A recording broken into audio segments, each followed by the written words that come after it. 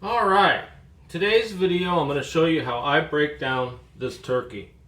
It's almost the same method whether it's cooked or raw, just minor differences. I'll have to make another video at some other point. But this will give you a pretty good basis. To start with, I like to go ahead and remove the wings. And you want to start farther back down on the back to maximize your meat. And if you pick up on the bird, it'll just come right off. There's the joint. You also want to try to cut out forward to leave as much of the breast as possible. That's always the part everyone wants. It's considered a more luxury piece than the wing is. So we'll do the same thing on the other side.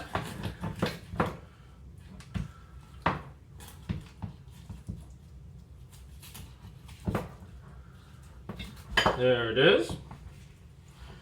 Now what we'll do is we'll just separate the legs from the cavity, legs and thighs.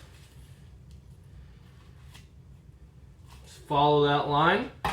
You can pretty much just pull it open like that. Do the same to the other side.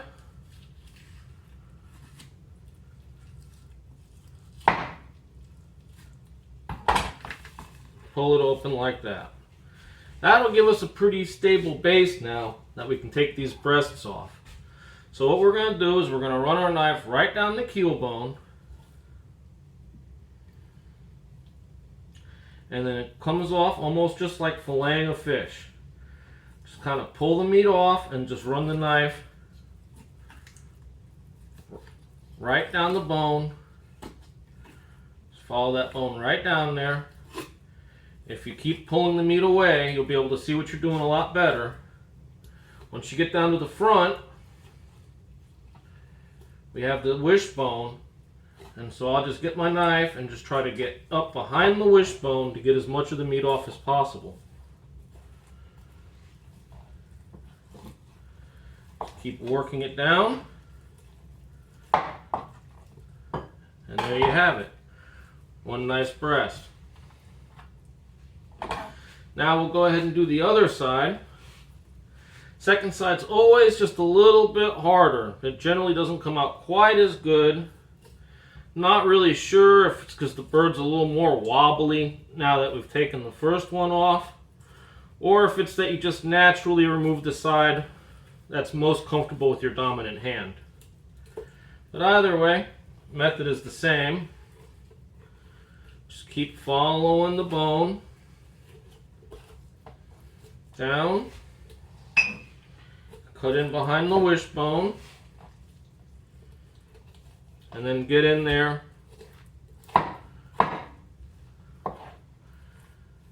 until it comes off. As you can see, the knife I'm using's got this nice curve to it. It's actually labeled a butcher's knife. It's kind of worn off. I really like it because this curve allows you to really get in and follow that bone structure. Now, to remove the legs and the thighs, come in, make a little cut there and there,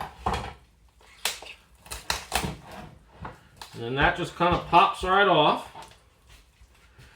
And give it a little twist to tell you right where you need to go. Come back with your cleaver, and you can cut it right off right there.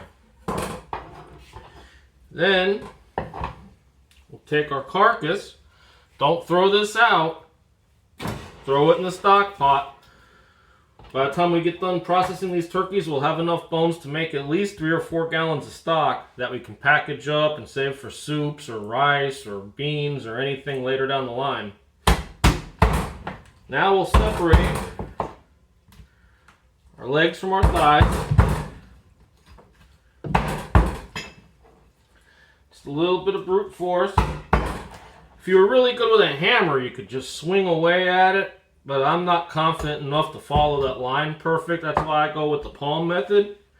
If your hands aren't as strong and beefy like mine, you could easily set the knife down and then hit it with a rubber mallet and do the same thing. Now we need to separate the leg from the thigh. If you peel the skin back here, you'll see this line. What you want to do is leave that line on the side of the thigh, go just a little bit more towards the leg, and then you'll be able to find the joint, and it'll come right off like that.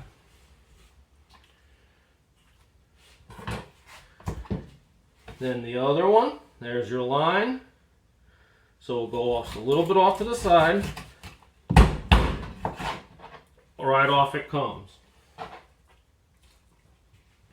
Now our wings, you can just cut the little flap, pop it out,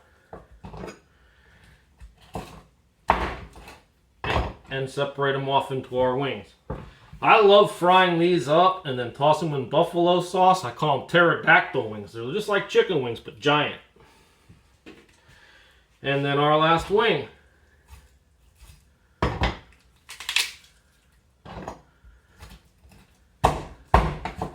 There you go. And that is how you butcher a turkey down into more manageable parts for cooking. If you have a smaller family, don't need to cook the whole thing at once, or you want to buy a couple extra turkeys and then package it up and put it in your freezer for another day.